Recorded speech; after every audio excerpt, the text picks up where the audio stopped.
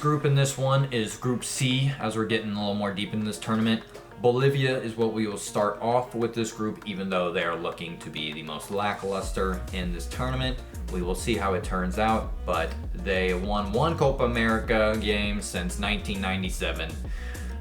They've been in it quite a bit, being in the South American region, CONMEBOL.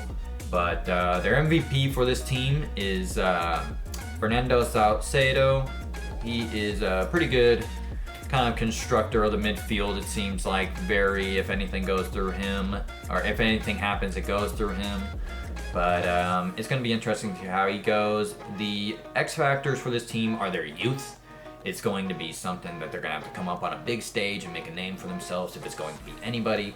Ramiro Vaca and Miguel Terceros is pretty good. They are both young guys, 24 and 20. It'll be interesting to see how they do in this tournament, hopefully becoming a little uprisers if Bolivia has any chance of making a name for themselves. Panama is up next, and they only played in the 2016 Copa America. They are also invites of this tournament. Their MVP I have for this team is Adalberto Carrasquilla from the MLS side, Houston Dynamo, and he is a decent player on their team in the midfield. He's done pretty good in recent tournaments, just 25 years old. I'm very excited to see how he does. If Panama is going to be something that they are wanting to be in this tournament, I'd say, he is going to have to come up big in the midfield at the age of 25. Uruguay is going to be the one team that we will think should be the favorites of this entire tournament, let alone this group. They have a very talented squad. They've had groups like Suarez and all so forth in the past already. But I'd say they're the second best CONMEBOL team in the World Cup qualifiers with their record, only trailing Brazil, I believe. And they have had a couple of big wins, including a demolition of the Mexico national team. Say that as you will. Take what you want from it.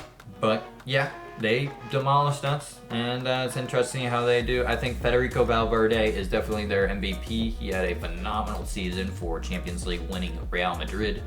He is a stud for this team, and he's at the peak of his career right now. I mean, it's going to be potentially a big tournament if he's clicking on all cylinders. But their X Factor, who I think really will make this team go into a next level if he's clicking on all cylinders, is Darwin Nunez. And I know I'm naming a lot of Liverpool players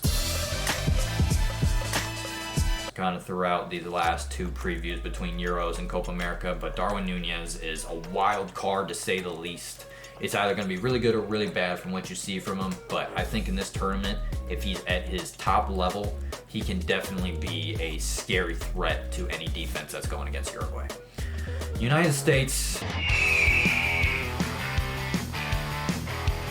is the last team that we will mention in Group C, but the United States men's national team is something that we should not talk about as a last place team in this group, because they have came and done very good in recent years, and this is going to be a massive test for their youth. That is going to be what everyone is talking about going into this next World Cup, and going into 2026, this is a huge let's see what you got tournament. So to start it off, MVP is Christian Pulisic. He's Captain America. Say what you want about his performances nationally. In my opinion, reminds me a lot of Vinicius Jr.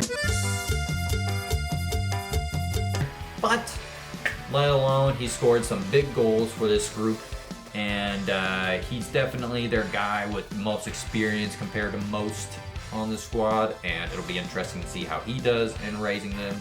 Their X Factor, I really want to see from Tim Weah. We hear everything about kind of what's been going on in terms of his club play and his certain moments that he's had with the U.S., but I think this is a big chance to make himself known internationally.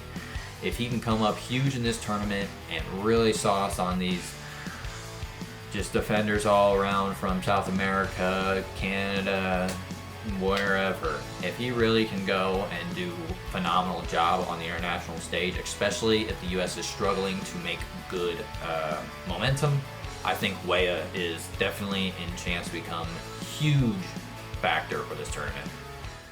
Group D, we have Brazil to start off this one. And when I say the name Brazil in the past, it's usually something that everybody is terrified of. If you're going up against them, unless your name's Argentina or you're some other club at the top, or you're some other country at the top of the world in the FIFA rankings, you're most likely not going to beat Brazil.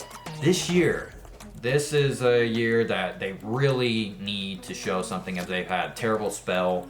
They have a new coach. I wouldn't say terrible spell, but they've had a new coach, and it's interesting so far, the results he's pulled from them.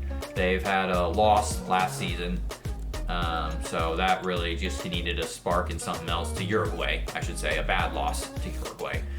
And they needed a spark in some aspect of that. They also lost to Argentina last season, so it's definitely time for change. And this year, Dorival Jr. is really under fire for how he's brought this team out so far already. Ronaldinho has said he doesn't want to watch it, but nonetheless, in my opinion, this team is really what's going to be huge for this tournament in terms of excitement. And MVP is Vinny Jr. I know, say what you will about his international play, but in Champions League this year and in La Liga, he's been in phenomenal form. I mean, it's unfair with everything else going on too in the club. Neymar being out for a long time. I mean, haven't played him forever, and plus he's not even on the squad. So Vinny Jr., I think, is the MVP for this team. The X Factor is 17-year-old Endrick, who's going to be joining him at Real, and it's going to be interesting. He's turning 18 July 21st, and he's just becoming an adult, but at the same time, he's already had moments that only 30-year-olds still playing football could dream of at this point. I mean, he has done really phenomenal in the Brazil League, and just for international play in general, scoring a game-winning goal against Mexico, leading up to going into this tournament. I think that he could have a chance to really make himself into an absolute star by the end of this summer. So we'll see how that goes for Brazil. Up next is a team that has a very good chance in taking over their first spot, projected at least for this group, and I think that is Colombia. Colombia is missed the recent World Cup. They've really not had incredible form. They've undergone new coach. It's really interesting to see what they do this year, but they have a great mix at the moment of young vets and youth talent. They can really go forward. I like Luis Diaz as their MVP, in my opinion. Yes, it is another Liverpool player. I'm sorry. There's a lot of good players that play for Liverpool that just happen to be from South America. Luis Diaz has been huge on the international stage for him, including a huge winning goal against Argentina, I believe, last year. He has been just phenomenal. He also came up big in the blowout to Mexico. So he's been in great form. Hasn't done too good on the premier stage, but in this kind of time being, we don't really care about club play. International is really what's focused on, so hopefully he can come up big like he has for Colombia. X Factor is Davinson Sanchez. He's been on the team for a while. He's been a former Tottenham guy. He's now out of Tottenham, but still at top play. I mean, he's done pretty good for his career, and I say he really needs to come up big in this tournament if they are going to be a star-studded team like a lot of them expect to be. And Paraguay is the third team I have listed for Group D, and they are back-to-back appearers?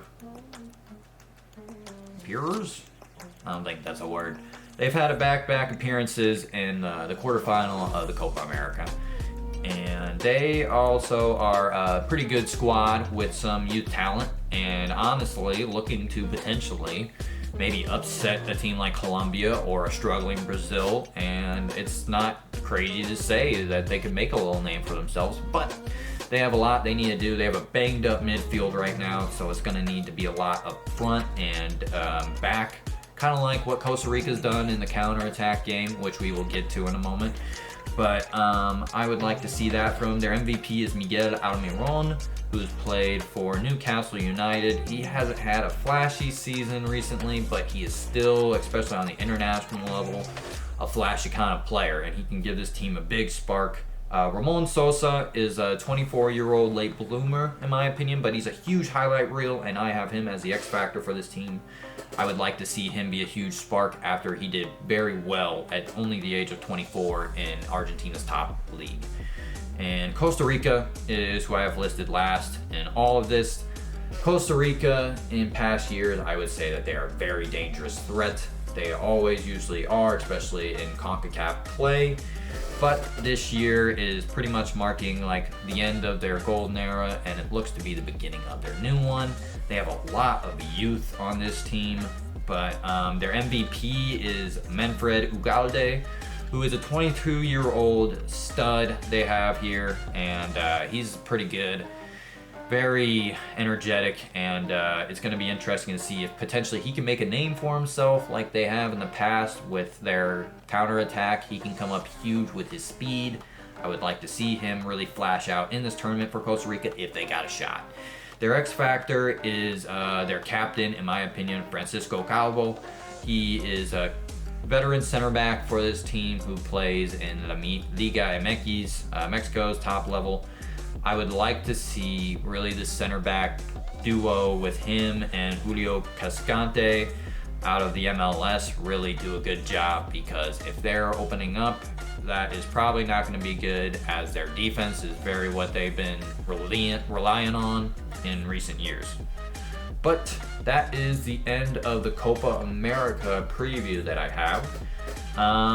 My final thoughts on it are, I think that there are a lot of teams that in the past that have been really good are not looking great for this tournament, and I think that also opens up new doors and opportunities for teams like the US and a young talented squad like Panama or Paraguay to come up huge and be good for this tournament. But I also would like to see some urgency, I guess, now that US and Mexico are hosting the World Cup along with Canada.